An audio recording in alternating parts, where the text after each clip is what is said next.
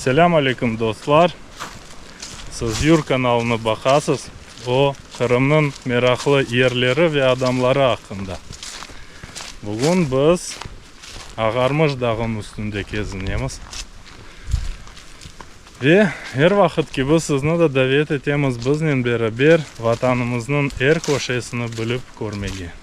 Enver hocamızı biz profesyonel bayramının hayırlayık hepimiz. Doğru, sağ olun. Sağ olun. Hocalar konu. Ve Enver hoca şimdi aytacak bizge. Bekim kimse bilmiyor. Ağarmış sözünün manasını. Ağarmış dedik işte побелевший, да, посидевший. Rusça aytsan endi. Ağarmak bu beyazlaşmak demek. Iya, to'g'ri. Ne sebepten? Mening bule versiyam bor. Bizim Ağarmış dağımız yüksekliği 722 metre. Ne kadar yükseğe ko'tarilsa, o kadar havasının derecesi düşüyor. Demek tepede soğuk oluyor. Etraftaki çöller alçak. Demek soğuklar gelgende Ağarmış'ın tepesi başından çöllere bakmazdan başta Ağarmış'ın tepesi beyazlaşıyor. Kar peyda oluyor. Ve uzaktan bile baksan sanki şapkası beyaz şapkası peyda oluyor. Endi noyabr ayında, dekabr ayında. Onun için öyle deyilirdi. Onun için Ağarmış. Meraklı. Men belirlesem ama filologlar beni tenkit etip belirler. Çünkü mış neyse afiksi çöle ait değil. Bu yerlerge has değil. Mış. Bu sudakların nemesi. Bilgenime göre bu Kırım'ın birinci, dağlarının birinci yani esas sırasının en Şarkı dağlar. Yok. Şarkı mı? Şark tarafı bu. Şark kenarında yerleşken dağ. Pek çok çeşit türlü mantarlar bu. Ama biz onlardan bir şey anlamayız. çok anlayan şeyimiz yok. Mülkünü onların aşamağa ya da onlar zehirli mi? Ana da birden. Onun için biz onların demeyip geçemiz. Ama kim mantar toplamaya istese, bunda gerek kemegi.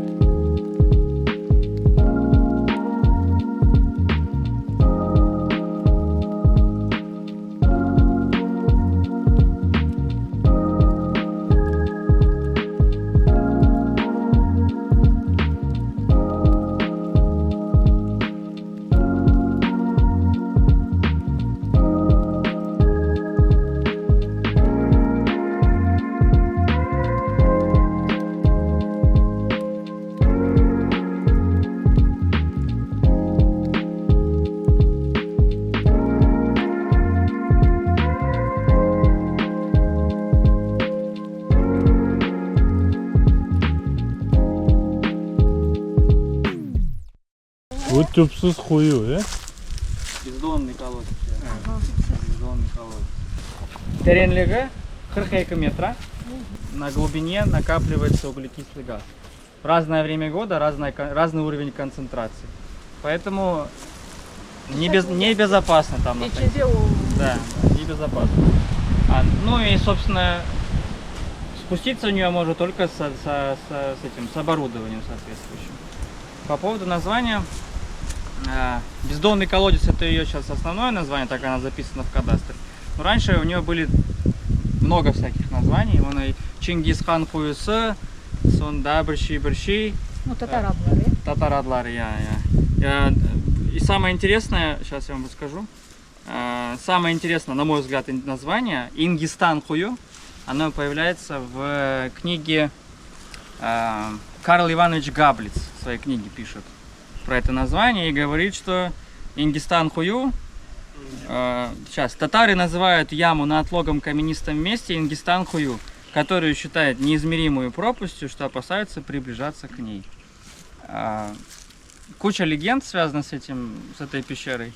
Там, например, есть такая легенда, что если бросить туда зерно, оно каким-то образом окажется там в другом каком-то части планеты и там взрастет.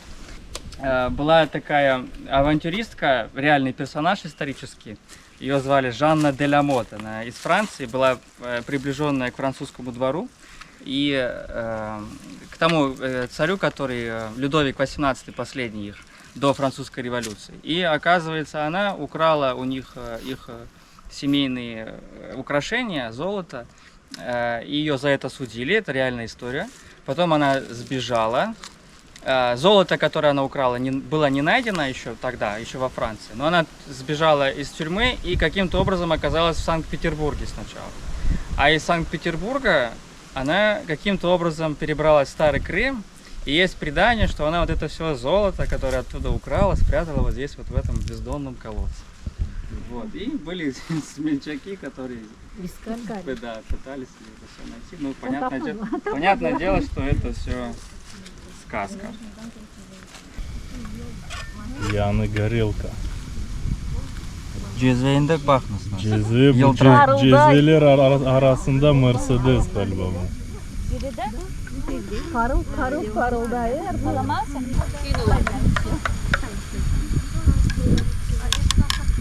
Bunu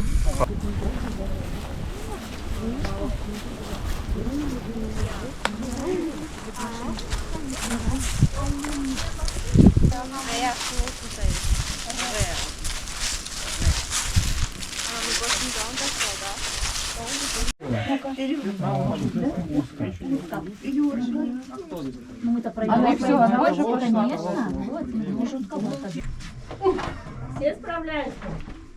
Владимир, бегаем с кем бы до сумочек. Совет. Я помню. Гулили. Ой, а мен телефон almadım. Numarayı var. Ben almadım. Abi basmaya da bulgur bulgur.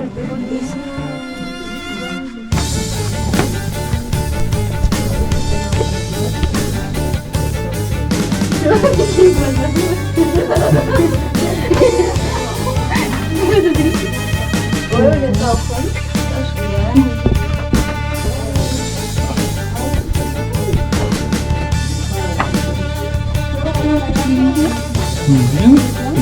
Çarpıp girecek. Nasıl gibi ya? Et işi Ya, как пуля залетела. Siz de yolda durmagan olsanız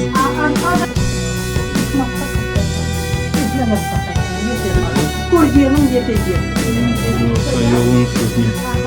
Şimdi yarıklatayım.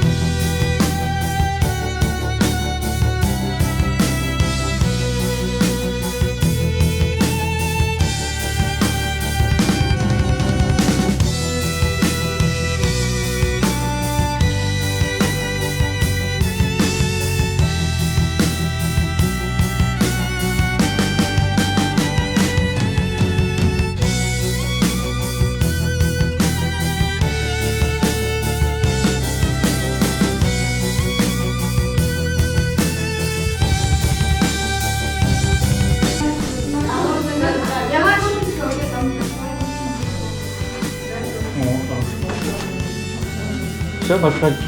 Ёп. Свою.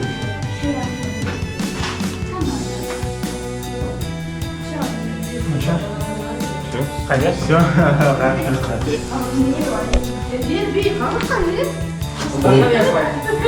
Куба адамлары Подземный совет. напайшымында. Бузламадыңыз mı?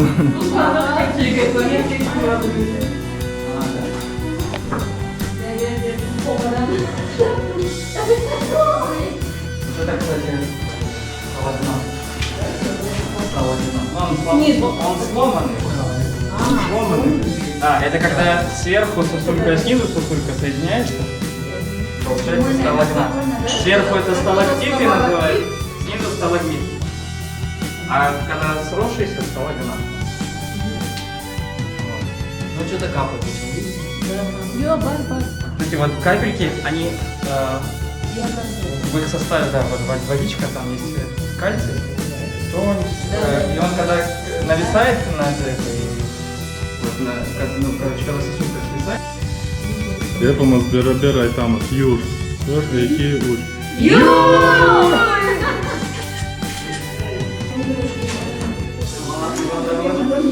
Arzu.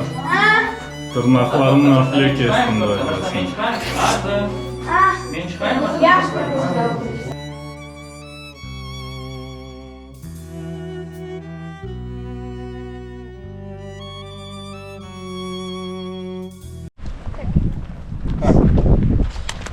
Сосо.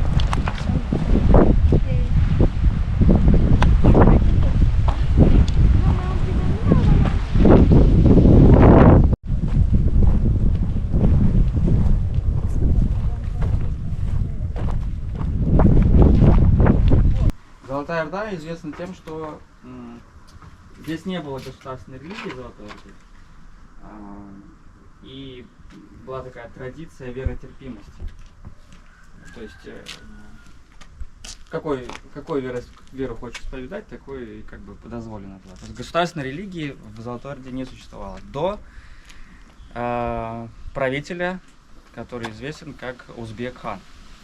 Узбек-хан становится ханом Золотой Орды в 1312 году и через какое-то время объявляет государственной религией ислам. Жители города Крым, или Салхат, он еще второе название имел, в общем, поспешили или не поспешили. В общем, в это же время в честь Узбек-хана возводят вот эту мечеть. Что она в честь Узбек-хана, мы узнаем с надписи, которая вот на центральной части нашего портала. Выполнена она с помощью арабского почерка, один из арабских почерков называется сулюс. И тут написано имя Узбек-хана, дата строительства и имя архитектора. Я вам сейчас прочитаю, как это звучит по-татарски. Аята için Allah hamd olsun, Hazreti Muhammed ve haliflerine selam olsun. Büyük Han Muhammed Uzbek-han'ın saltanatı devrinde bu mübarek mecid Allah'ın rahmeti ve merhametine muhtaç ve ricası zayıf kulu Abdülaziz bin İbrahim Erbili tarafından yaptırıldı ve senesi 714 хиджра. 714 год соответствует 1314 году по христианскому летоисчислению. Портал нашей мечети представляет из собой подлинное произведение искусства. Выполнен он в таком традиционном сельджукском стиле. Вы можете здесь увидеть растительный орнамент по портикам, по периметру. Центральная часть такая, вот такой высокий, вот наш вход, арочный вход, сверху украшен таким высоким и глубоким.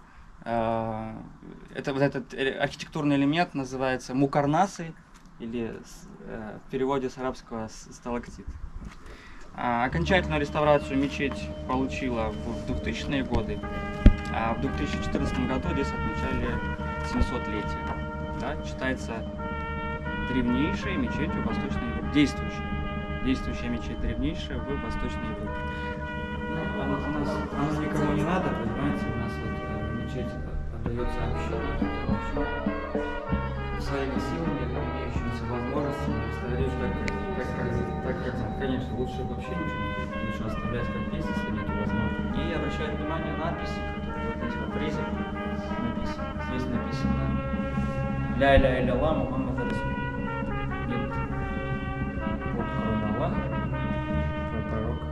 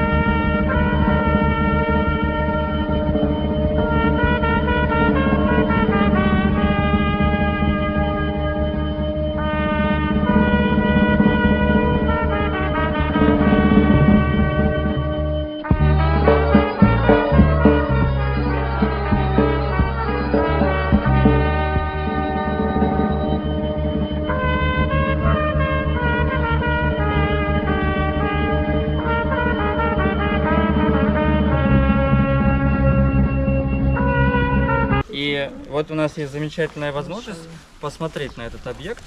Вот он сделал колоссальную работу, такой очень впечатляющий труд. Да. И да, объект, который мы сейчас сами видим, в нашей руины, это медресе. Медресе называется, получила название Инджибек Хатун в честь жительницы города Старого Крым, знатная жительница города Старый Крым, которая спонсировала строительство этого комплекса. Дата 1332-1333. Ученые, археологи, которые здесь работают с Эрмитажа, они приходят к выводу, что комплекс, который состоит из медресе и мечети, строительство его начиналось именно с медресе. Да. А в каком году медресе было? 1332-1333. А это же 1000... Вот, внимательный, молодцы. Этот, какой я сказал, 1314, да. А это 1332. И сон на слово. Второй и третий, да. Строительство начали с медресе, но мечеть по возрасту раньше. Табличкасын bir yerden getirdiler. Портал, который мы с вами смотрели, вот главная, самая интересная часть мечети, она принадлежала другой мечети, ее с другого места принесли сюда. Само медресе, еще раз повторюсь, была построена на средства Инджибек Хатун. Это традиция, такая благотворительная традиция, которая существовала в Золотой Орде. Здесь, что интересно, помимо теологии, то есть наук о Боге, да, о религии, да, изучали и другие светские науки, литературу, что там, математику, астрономию, вот что интересно, астрономию. И поэтому есть сведения, что медресе выполняла функцию такого учреждения, которое определяло правильное время намаза. Мувахит наме называется это. Что интересно, вот здесь вот был огромный такой портал, который, как видно, не сохранился. Мы видим только вот его основание этого портала. Изображение этого портала можно увидеть здесь тоже есть, вот оно, кстати, передам. Это рисунок, так не помню, художник, Иванов, да, Иванов. Очень, представьте, если бы оно сейчас перед глазами было. Но есть другая, вот у этих же арабских ученых есть другая информация, что не Бейбарс отправлял деньги, а отправлял деньги некий тоже египетский правитель, его зовут Калун, Аль-Малик Аль-Калун. Вот как раз таки этот Калун, то есть логичнее было бы называть ее не Бейбарса, а Калуна, эту мечеть. Куршун Джами, Куршун Джами, да? Да. Название Куршун, да, свинцовое. Почему свинцовое? Есть легенды. Во-первых, первая легенда гласит о том, что между камнями добавляли свинец для большей прочности. Другая версия говорит о том, что это, кстати, не сказала, мечеть купольная. То есть другая версия связана с материалом, из которого состоял купол, да, купол из свинца.